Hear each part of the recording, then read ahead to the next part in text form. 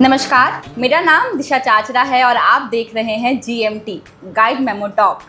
आज का एपिसोड बेहद ही खास है क्योंकि आज हमारे साथ मौजूद है देश के हिंदू धर्मगुरु राकेश चतुर्वेदी जी।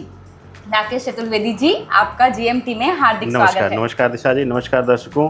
हिंदू धर्मगुरु से पहले एक ब्राह्मण कुल में जन्मा हुआ मैं एक साधारण अयोध्यावासी हूँ और साथ ही साथ ज्योतिष विधा में अपने आप को पारंगत करने की उत्तरोत्तर और सतत प्रयास करता हूँ दिशा जी। तो सर, सबसे पहले तो आप हमारे व्यूअर्स को थोड़ा ज्योतिष विद्या से परिचित कराएं कि ये ज्योतिष विद्या कैसे होती है, क्या है इसमें। दिशा जी देखिए, बहुत ही साधारण भाषा में अगर इसको समझे, देखिए जटिलताओं में जाएंगे तो हमें लगता है उलझते जाएंगे फॉर्मूलास में, क्योंकि पहले ही क्लास में अगर हम अलजेब्रा के फॉर्मूलास हल करना शुरू कर देंगे तो मुझे लगता है कि वो किसी के लिए संभव नहीं। अगर ज्योतिष को साधारण भाषा में समझा जाए तो ज्योतिष वह एक नेत्र है जो उलझे हुए रास्तों के बीच हमें लक्ष्य तक पहुंचने में मदद करता है, यानी हमें रास्ता दिखाने का कार्य जो करता है वैदिक पद्धति से, साधारण पद्धति से, हर विधान से जो हमें गाइड करे, चाहे वह ईश्वर तक पहुंचने का रास्ता हो, चाहे हमारे लक्ष्य तक पहुंचने का रास्ता हो। ज्योतिष जो है वह एक नेत्र है जो सभी नक्षत्रों, ताराओं को, गणनाओं को देखता हुआ हमें बताता है कि अगर इस दिशा हम जाएंगे तो सफलता रहेगी, इस दिशा जाएंगे, इस मार्ग से चलेंगे तो हमें ईश्वर मिलेंगे। इसीलिए शास्त्रों का नेत्र कहा गया है ज्योतिष को। तो सामान्य भाषा में अगर समझा जाए तो ज्योतिष वह गणना है जिससे हम सही गलत का हम जो है अंतर कर सकते हैं और सही दिशा का निर्धारण करने में हमें मदद मिलती है दिशा जी। सर, आजकल जैसे कि जब भी हम सोशल मीडिया का आज तो दौर चल गया है और जब हम देखते हैं तो एक टैरोट कार्ड रीडिंग देखने को मिलता है, फिर वैदिक एस्ट्रोलॉजी देखने को मिलती है और वेस्टर्न की अलग देखने को मिलती है। तो थोड़ा इसके बारे में अगर आप थोड़ा डिफ्रेंशिएट कर दें कि ज्योतिष विद्या और टैरो कार्ड रीडिंग और जो वेस्टर्न एस्ट्रोलॉजी में फ़र्क क्या क्या है। बहुत बहुत उत्तम प्रश्न है दिशा। इसको इस तरीके से समझिए कि जब हम साइंस कहते हैं तो साइंस एक विषय हो जाता है, इसी तरीके से ज्योतिष एक साइंस है, विज्ञान है। ज्योतिष का जो मूल आधार है वैदिक ज्योतिष है, बाकी सब इसके अंग हैं। चाहे आपने अंक ज्योतिष की बात की, वह भी वैदिक ज्योतिष का ही अंक है। वह भी ग्रहों के स्वामित्व पर करता है, हर ग्रह का, हर अंक का एक ग्रह स्वामित्व करता है, उसी के अनुसार उसकी गणना किया जाता है। इसी प्रकार से टैरो रीडिंग जो है एक बहुत बड़ा प्रश्न है दिशा। आज के समय में हर कोई लेकर के टैरो बैठा हुआ है, लेकिन टैरो रीडिंग को जो वास्तविक शब्द कहा गया है वो एंजल रीडिंग कहा गया है, यानी स्पिरिट रीडिंग कहा गया है। हम जब उन कार्डों को पूर्णिमा पे, पूर्ण चंद्र में हम जब लगातार उन कार्डों को सिद्ध करते हैं, हर कार्ड पर कोई ना कोई प्रेतीय या कह लीजिए कि आत्मीय जो प्रभाव आ जाता है, तो वह आत्माएं हमें गाइड करती हैं, वह स्पिरिट हमें गाइड करती है। तो इसीलिए वेस्टर्न कल्चर में इसको एंजल रीडिंग कहा जाता है। आपने सुना होगा बहुत सारे जो है इंटरनेशनल एंजल रीडर हैं जो टैरो कार्ड के माध्यम से एंजल रीडिंग करते हैं। तो वास्तविक देखा जाए तो tarot card reading is angel reading, यानी कि एक स्पिरिट रीडिंग है। किसी भी स्पिरिट को जब हम किसी कार्ड पर पूर्णिमा के चंद्र में पूर्ण रूप से प्रभाव में उसको हम सिद्ध करते हैं, उसको हम लाते हैं, तो वह हमें आगे चल करके जब वह कार्ड आता है तो वह स्पिरिट हमें बताती है। जैसे XYZ कोई भी कार्ड आएगा, हर कार्ड पर एक न एक स्पिरिट होती है। अब इसी प्रकार से सामुद्रिक शास्त्र वह भी वैदिक ज्योतिष का अंग है।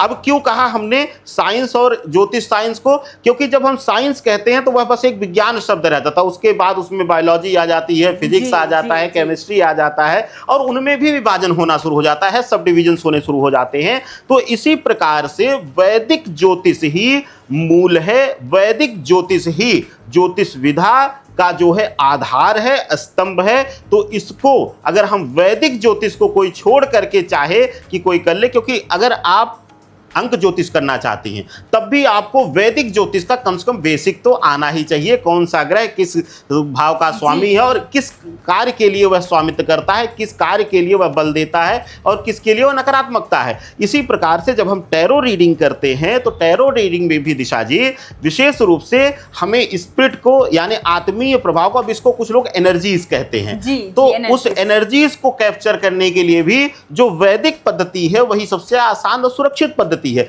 यही एक कारण है कि कुछ टैरो कार्ड रीडर्स जो है, आप देखेंगे कई लोगों से सुना होगा कि कुछ दिन टैरो कार्ड रीडिंग किया, उन्होंने छोड़ दिया क्योंकि उनको ही हिट बैक एनर्जी करने लगी, क्योंकि वह वैदिक पद्धति से उन स्पिरिट्स को या उन एनर्जीज को हैंडल करना उन्होंने नहीं सीखा, सिर्फ दिखावे में आकर के हम कार्य करने लगे। तो ऐसी अवस्था में ज्योतिष, जो वैदिक ज्योतिष जिसको कहा जाता है, वही मूल आधार है। इसके अंग जो हैं वह फेस रीडिंग जिसको हम सामुद्रिक शास्त्र कहते हैं, अंक ज्योतिष जिसको हम अंकों में गणना करते हैं, इसके साथ ही हम टैरो रीडिंग या अनेक प्रकार से हीलिंग या फिर इस एनर्जी हीलिंग का काम करते हैं, वह कहीं ना कहीं वैदिक ज्योतिष से ही निकल करके आया हुआ है। दिशा जी, यही मूल आधार है। तो मतलब कि आपके कहने का आधार यही है कि जो वैदिक ज्योतिष है वही मूल आधार है, और बाकी जो है उसके पार्ट्स है एक तरीके से। बिल्कुल, कि फिर बिल्कुल, चाहे वो टैरो कार्ड रीडिंग हो, फेस रीडिंग हो, या किसी भी प्रकार की आप हीलिंग प्रोसेस कर लीजिए, ये सब वैदिक ज्योतिष से ही आगे बढ़कर आया है, या उसी के पार्ट्स की तरह मान लीजिए। अब वैदिक ज्योतिषी में एक चीज़ आती है कि ग्रहों की युतियों से, कि ये ग्रह अभी इसके साथ इसका कहीं ना कहीं आजकल बहुत चल रहा है, मंगल और केतु जी, हाँ जी, कि जी। इनकी युति बनी हुई है, कि और भी ग्रहों की युतियाँ जो है हमने देखा है कि ज्योतिष, जैसे आप जैसे जो ज्योतिष होते हैं वो देखकर इससे हमारी ज़िंदगी में आगे आने वाले बहुत से जो मेन घटनाएं होती है कि जो आगे आने वाली है उनका अंदेशा दे देते हैं। तो इसके बारे में आप थोड़ा बताइए कि कैसे पता लगता है कि ये कैसे हम सिर्फ एक ग्रहों की युतियों को देखकर आगे का कुछ बता दे कि आगे आपकी ज़िंदगी में ये होने वाला है या ये मेन घटना अभी घटने वाली है। दिशा, बहुत ही उत्तम प्रश्न किया, और मुझे लगता है कि जितनी सहजता से आप प्रश्न पूछ रही हैं, आपके चेहरे की भाव भंगिमा वह दर्शाती है कि आप चाहती हैं कि इसको ईजीएस्ट वे में समझा जाए। और ज्योतिष शास्त्र में कभी भी कोई ग्रह अकेला जिम्मेदार नहीं होता है। सीधा समझ लीजिए कि जैसे हम कहते हैं कि हमारी उंगलियां जो हैं, जब हाथ में यह पांचों एक साथ बंधती हैं तभी मुट्ठी बनती है और तभी हमारी ताकत दिखती है, इसी प्रकार से पूरे जो हमारा जो काल चक्र है, विशेष रूप से अगर कुंडली देखा जाएगा, जो भचक्र कहते हैं, जिसको काल पुरुष की कुंडली कहते हैं, उसमें 12 भाव हैं और 9 ग्रह हैं। ठीक है, इसी प्रकार से 12 राशियां हैं, उन 12 भाव जो हैं वह 12 राशियां स्वामित्व करती हैं अलग अलग, और 9 ग्रह हैं। जब 12 भावों में 9 ग्रहों की स्थितियों का और उनकी दृष्टिगत संबंध, क्योंकि हर ग्रह किसी न किसी प्रकार से दृष्टि देता है, ज़्यादातर ग्रह सप्तम दृष्टि देते हैं, कुछ ग्रहों को विशेष दृष्टि है, जैसे राहु केतु को अतिरिक्त दृष्टि मिली हुई है, मंगल को अतिरिक्त दृष्टि मिली हुई है, और गुरु को अतिरिक्त दृष्टि मिली हुई है, और शनि को। ऐसी अवस्था में आप देखिए कि जब कोई ग्रह या तो एक साथ युति बना ले, और कौन से ग्रह? क्रूर ग्रह। शनि, मंगल अग्नि तत्व तो कहा जाता है, मंगल को भी क्रूर ग्रह माना जाता है क्योंकि यह शक्ति का है। इसके साथ ही राहु हुए, केतु हुए, यह जो प्लैनेट्स हैं यह क्रूर ग्रह, राक्षसी ग्रह, कुछ क्रूर हैं कुछ राक्षसी प्लैनेट हैं। तो अगर यह कुंडली में या वर्तमान गोचर में, जैसे अभी वर्तमान में मंगल केतु की युति हुई है सिंह राशि में, सिंह राशि, अब इसको एक सामान्य भाषा में समझिए। सिंह राशि क्या है? सूर्य का घर है। सूर्य क्या है? सब जानते हैं, पावर का एक ऐसा भंडार जिसका एक मात्र कण अगर मिल जाए तो पूरे ब्रह्मांड में जो है वर्षों तक बिजली की आवश्यकता पूर्ण हो जाएगी। ठीक है, वह एटॉमिक एनर्जी है सूर्य। सोचिए कि जरा सा एटॉमिक एनर्जी से दुनिया नष्ट हो सकती है, तो सूर्य कितना बड़ा अपने अंदर ऊर्जा समा के बैठा हुआ है। उसके घर में कौन बैठा हुआ है? मंगल, जो शक्ति का कारक है, उत्तेजना का कारक है, ब्लड का कारक है। अब उसके साथ युति किसने ले लिया? केतु ने। अब इसको ऐसे ही समझिए कि ये हमारा घर है जहां आप बैठे हुए हैं, यहां पर एक गैस सिलेंडर रखा हुआ है, उसके गैस सिलेंडर वह मंगल हो गया, वहां पर केतु आकर के आकस्मिक जो है एक माचिस या एक चिंगारी का काम करे सूर्य के घर आकर के, तो जाहिर सी बात है विस्फोट होगा ही होगा। तो अग्नि तत्व यानी कि सूर्य के घर में मंगल विराजमान होने से और केतु रहने से, अब मंगल और केतु किस किस चीज के कारक है? मंगल केतु, मंगल जो है मेडिकल का कारक है, मंगल जो है ब्लड का कारक है, मंगल जो है IT सेक्टर का कारक है, मंगल जो है तकनीकी का कारक है। ऐसी अवस्था में केतु के साथ युति लेने की वजह से सबसे ज्यादा जो आप देखेंगी या तो अग्निकांड होंगे जी। या तो आए दिन कुछ न कुछ मशीनरी खराबी होगी, जैसा कि पिछले लगातार जब से मंगल केतु की युति हुई है आप डेली सुन रही हैं कि कोई ये विमान खराबी पाई गई, कहीं ये विमान में तकनीकी खराबी पाई गई। एक बहुत बड़ा हादसा अहमदाबाद में हो गया, लगभग 241 लोगों ने अपनी जान गंवाई।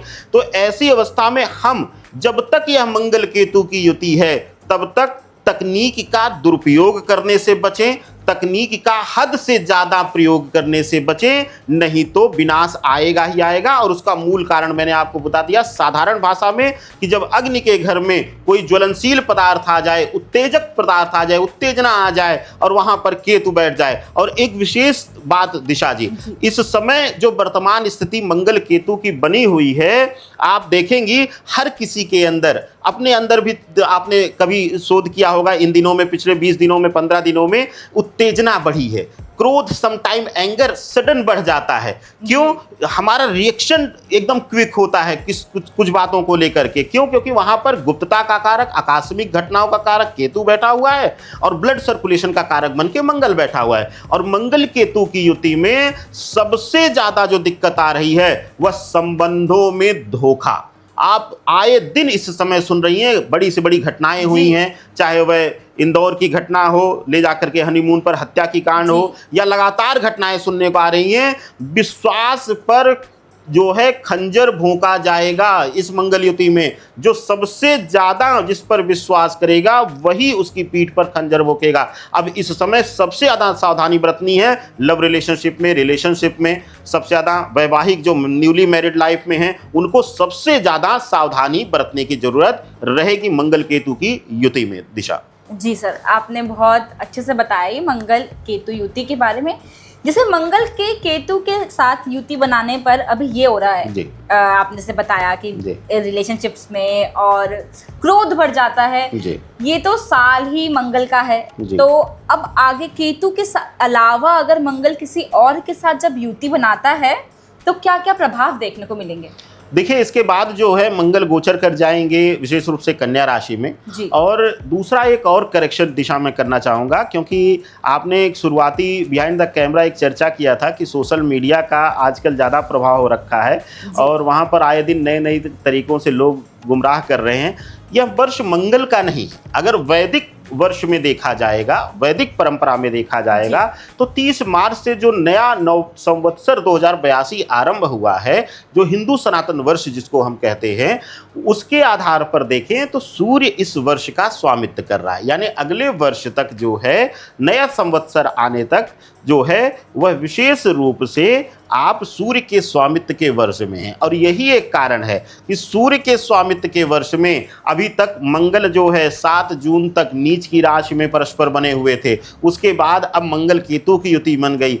तो यही एक कारण है कि यह जो मंगल केतु की युति, और यहाँ मंगल केतु की युति नहीं है, एक और चीज देखिएगा कि मंगल केतु युति में बैठे और राहु की भी दृष्टि, सप्तम दृष्टि वहां पड़ रही है। 7वीं दृष्टि से राहु जो है केतु और मंगल को देख रहा है। तो ऐसी अवस्था में जब अब यहां से निकलेंगे 28 जुलाई को तो मंगल कन्या के घर चलेंगे। हालांकि कुछ लोग कह रहे हैं इसमें कि बहुत सारी घटनाएं होंगी, लेकिन कन्या में पहुंच करके काफी हद तक जो है आराम मिल जाएगा, काफी हद तक जो है रिलैक्स हो जाएगा।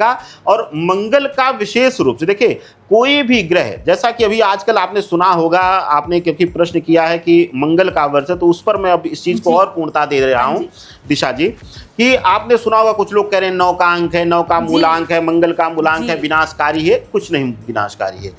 9 का मूलांक या 1 का मूलांक या 8 का मूलांक या कोई भी किसी भी जन्म मूलांक के आप हैं, वह विनाशकारी नहीं है। यह वर्ष भी विनाशकारी नहीं है, बहुत कुछ बना भी रहा है। यह वर्ष बहुत लोगों के लिए, यह वर्ष जो है चमत्कार को लेकर आया है। कितने लोग अपने करियर के उफान में जाएंगे, कितने लोग अपने टॉप पर करियर पर जाएंगे, व्यापार शुरू कर रहे हैं।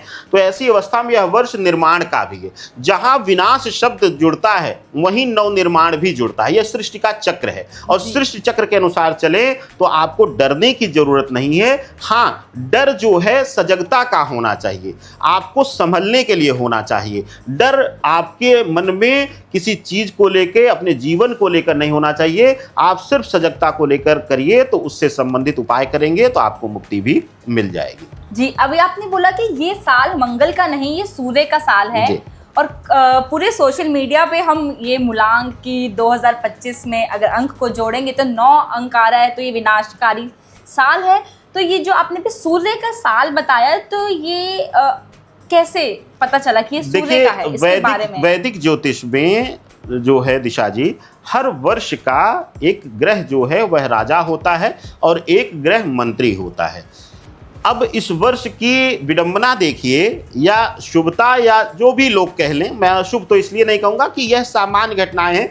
कभी जल प्रलय से लोगों की मृत्यु होती है, कभी कुछ महामारी आ जाती है। अब ऐसे देखें तो लोग कह रहे हैं इतने वर्ष बाद जो है इतना भयंकर महामारी। अरे भाई, अभी आप कोविड भूले थोड़ी ना है, 2020 2021 भूले थोड़ी ना है, कहाँ लाशों का अंबार लगा हुआ था, और आप अभी से लोगों को डराना शुरू कर दिए कि मंगल का वर्ष है, मंगल का। ज्योतिष, वैदिक ज्योतिष में हर 9 संवत्सर का जो है वह पंचांग गणना के अनुसार, पंचांग एक वह पुस्तक है जो कह लीजिए कि मैथमेटिक्स का बेसिक फॉर्मूला जिसको कहते हैं, तिथि और वार गणना जिससे की जाती है, उसी के अनुसार उस वर्ष का 9 संवत्सर का हम राजा और मंत्री निर्धारण करते हैं। और नए वर्ष पंचांग के अनुसार इस वर्ष का 30 मार्च 2025 से जो 9 संवत्सर आरंभ हुआ है जो है, उसमें अगर आप देखेंगे तो वहां का राजा भी सूर्य है और मंत्री भी सूर्य है, यानी कि रूलिंग प्लैनेट भी सूर्य है, और उसको सेफ्टी देने वाला, सुरक्षा देने वाला, क्योंकि मंत्री क्या है, सेना का स्वामित्व करता है, तो यहाँ पर मंत्री भी सूर्य ही है। तो ऐसी अवस्था में यह वर्ष सूर्य तेज का है, यानी कि हीट बढ़ेगी, जो है लड़ाइयाँ बढ़ेंगी, स्वाभिमान का आएगा सवाल। कुछ राष्ट्र जो है अपने सिर्फ स्वाभिमान को लेकर के दांव पर लगा लेंगे, जो लोगों का जीवन युद्ध करेंगे, यही देखने को मिल भी रहा है। हमने भी अगर यहाँ पे देखा जाए, हालांकि हमने अभिमान नहीं, हमने स्वाभिमान की रक्षा के लिए पाकिस्तान पर आक्रमण किया, लेकिन बहुत सारे राष्ट्र ऐसे हैं जो अभिमान यानी अहंकार में आकर के एक दूसरे के सामने अपने आप को बड़ा दिखाने के लिए युद्ध लड़ रहे हैं। तो ऐसी अवस्था में जो है अग्नि का ताप बढ़ रहा है, पृथ्वी पर गर्मी बढ़ रही है, हीट बढ़ रही है, लोगों के अंदर अहम भावना आ रही। सामान्यतः भी आप देखेंगे जो है सामान्य जीवन में भी यह थोड़ा सा लोगों के अंदर आ रहा है। अब पहले आप देखेंगे कुछ मित्र ऐसे होंगे जिनको आप थोड़ा सा हंसी मजाक करते थे, वो हंस के टाल देते थे। आज वही मित्र कंडीशन ऐसी होगी कि छोटी छोटी बातों में वह जो है एकदम से हीट हो जाते हैं, गर्म हो जाते हैं, एकदम से अपना स्वभाव दिखाना शुरू करेंगे, ताप दिखाना शुरू करेंगे। यह सामान्य गणना आप देख रहे होंगे। तो ऐसी अवस्था में जो लोग 9 का मूलांक करें वह वर्ष मूलांक से गणना करें, लेकिन वैदिक ज्योतिष जो है वह उसकी गणना जो है 9 संवत्सर से होती है, यानी नया संवत्सर जो है उससे हम गणना करते हैं, चैत्र प्रतिपदा तिथि से हम गणना करते हैं, ना कि हम 1 जनवरी से। वह तो एक आंग्ल भाषा, आंग्ल कैलेंडर के अनुसार हम 9 वर्ष कहते हैं ना उसको। हमारा जो आधार है, हमारे ज्योतिष का जो गणना का आधार है वह जो है 9 संवत्सर है, और 2082 जो 9 संवत्सर है वह उसका राजा सूर्य और मंत्री भी सूर्य है। तो इसको पूरी तरीके से आप मन से निकाल दीजिए कि मंगल है, अमंगल कर रहा है, या आपको एकदम से डरने की जरूरत है। तो उससे आप थोड़ा सा अपने डर को निकाल करके और ईश्वर के प्रति समर्पित होइए, अपने आप सब मंगल ही मंगल होगा। जी, अभी जब आपने इंडिया पाकिस्तान वॉर की बात करी दी है तो बाकी क्वेश्चन बाद में, पहले आप इसी के बारे में थोड़ा बताएं कि अभी तो 2025 आधा ही गुजरा है जी, और उसमें हमें इतना कुछ देखने को मिला, जिसमें से एक इंडिया पाकिस्तान वॉर था। कहीं ना कहीं ये टूरिस्ट 26 से ज़्यादा लोगों की मौत हो गई, 20 से ज़्यादा लोग घायल थे। तो ये हमारे लिए बहुत खुशी की बात नहीं है, एक दुख का कहीं ना कहीं पूरे के पूरे देश में देखने को मिला। तो ये इंडिया पाकिस्तान वॉर जो है उसके आगे चल के कुछ क्या संभावनाएं, या थम जाएगा या आगे कुछ दिख रही है होने का, तो कुछ बताएंगे आप इस विषय से लेकर? देखिए दिशा, पहले भी कई राष्ट्रीय समाचार चैनलों पर भी मैं इस विषय पर बोल चुका हूं। कुछ लोग तो जैसे ही यह हमला हुआ अपनी रोटी सेकना शुरू कर दिए। आज भारतवर्ष में एकदम से जो है वह मशरूम की तरह जो है ज्योतिषी पैदा हुए हैं, और वह जैसे ही एक देश दूसरे देश के खिलाफ बयान देता है तुरंत वह विश्व युद्ध उसको बोल देते हैं, तीसरा विश्व युद्ध बोल देते हैं। देखिए, जो पहलगाम में हुआ जी। वह मानवता के लिए सबसे निंदनीय घटना थी। लोगों को जाति और धर्म पूछ करके जाति भी नहीं, यहाँ पर धर्म पूछ करके मारा गया। जी। यह हमारे लिए सबसे निंदनीय, क्योंकि हम जो है वसुधैव कुटुंबकम का नारा देते हैं, यानी पूरा जो पृथ्वी है, वह जो पूरा विश्व है, वह हमारा कुटुंब है। ऐसे में हमारे साथ अगर धर्म पूछकर हमारे लोगों को मारा जा रहा है हमारी धरती पर, तो वह हमारे स्वाभिमान पर हमला है, वह भारतवर्ष की, भारत माता की आत्मा पर हमला है। और यही एक कारण है कि हमने कहा, क्योंकि भारतवर्ष के गृह सुरक्षा का जिम्मा आदरणीय अमित शाह जी के पास है, लोग तो तुरंत सेना पर आ गए। आपने देखा, मैंने बोला भी था, कई आप वीडियोस जो है सोशल मीडिया पर और राष्ट्रीय समाचार चैनलों पर हमने बोला है। आप देखिए कि इस समय जो सबसे ज़्यादा उग्रता हुई वह अमित शाह जी ने तलाश के लोगों को निकालना शुरू कर दिया। देखिए कितने सारे जो हैं, एक बड़े अच्छे, नाम नहीं लूँगा, वह ट्रैवल ब्लॉग बनाती थी, वह निकल गई देशद्रोही, वह सूचना पास करी, तो उनके साथ कई लोग मिले। तो अमित शाह जी ने फिर वही से तेज रुख अपनाया, क्योंकि गृह सुरक्षा का जिम्मा उनका था। दूसरी चीज़ जो हमने किया, जो हमने पाकिस्तान के साथ किया, हमने उनके सामान्य, यानी कि उनके जो है सामान्य नागरिकों को नहीं मारा, हमने वहाँ पर हमला किया जहाँ पर वह आतंकवाद को पाल रहे थे, आतंकवाद को बढ़ावा दे रहे थे। तो ऐसे में हम सिर्फ और सिर्फ अपने आत्मसम्मान, अपने स्वाभिमान की, अपने राष्ट्र की रक्षा के लिए हमने कदम उठाया। हम ना युद्ध चाहते हैं, ना युद्ध को कभी समर्थन दिया है, ना युद्ध को कभी समर्थन देता हूं। मुझे लगता है मैं यह भारतवर्ष नहीं, भारतवर्ष की विशेष रूप से कुंडली और हमारे पूर्व संतों के मुख्य रूप से उनके स्वभाव के अनुसार, इस पर एक बहुत बड़ा दिशा में उदाहरण दूंगा जी। आपने हमारे सभी देवी देवताओं को अस्त्र शस्त्र से सुसज्जित देखा है। हाँ जी। चाहे वह विघ्नहर्ता श्री गणेश हो, प्रथम पूज्य श्री गणेश हो, माँ दुर्गा हो, अभय मुद्रा यानी आशीर्वाद की मुद्रा के साथ साथ विनाश के लिए भी सारे शस्त्र उनके हाथ में हैं। लेकिन हमारे ईष्ट ने, हमारे देवों ने, हमारे ऋषि मुनियों ने कभी भी अपने शस्त्र की या अपने विद्या का किसी के विनाश के लिए उपयोग नहीं किया। यही हमारे भारतवर्ष धरा की शक्ति भी है। और हम कभी भी जब शस्त्र उठाते हैं तो सिर्फ धर्म रक्षा के लिए या अपने लोगों की रक्षा के लिए उठाते हैं, और यही भारतवर्ष का मूल है, और इसी मूल पर बढ़ते हुए भारतवर्ष आगे बढ़ेगा। दूसरा, आपके प्रश्न की पूर्णता को अब विराम दे देता हूं कि अभी आने वाले वर्षों में कम से कम 2027 तक कोई भी तीसरा, चौथा, पांचवा विश्व युद्ध नहीं होने वाला है। सिर्फ आकस्मिक रूप से अपने जो है अभिमान, अहंकार, स्वाभिमान, जो भी कह लीजिए, जिन परिस्थितियों में जो देश हमला करेगा, गुप्त रूप से 1-2 दिन, 10 दिन, 20 दिन, 40 दिन, 50 दिन, या गुप्त रूप से 6-6 महीने खिंच जाएगा, कुछ दिन विराम रहेगा, फिर हमले होंगे। ऐसी अवस्था में गुप्तता के भाव पर आक्रमण होते रहेंगे एक दूसरे पर। इस समय सभी को सतर्क रहना रहेगा। आने वाले जो इस वर्ष में अंतिम 6 महीने, 5 महीने जो बचे हुए हैं दिशा, इसमें हर राष्ट्र को सतर्क रहना पड़ेगा, क्योंकि मंगल केतु जो है, खास करके अब केतु की स्थिति जो है सूर्य के घर ही रहेगी, और 1.5 साल तक राहु और केतु एक स्थिति में रहते हैं। तो यानी कि अब आने वाला जो वर्ष का अंतिम महीना है, जो जितने भी महीने बच रहे हैं, उनमें सूर्य के घर ही केतु विराजमान रहेंगे, और राहु की दृष्टि सूर्य के घर पर रहेगी, यानी सिंह राशि पर रहेगी। तो ऐसी अवस्था में कभी भी अचानक षड्यंत्र हो सकते हैं, आतंकवादी हमले होते हैं, या फिर तकनीकी रूप से यानी साइबर अटैक्स इत्यादि की संभावनाएं बढ़ सकती हैं वर्ष के अंत में। यह पूर्ण रूप से हमें सजग रहने के लिए वर्ष संकेत देता है, और जो सजग रहेगा, सतर्क रहेगा, वही सफल रहेगा। यह प्रमाणित सत्य भी है इस वर्ष के लिए दिशा।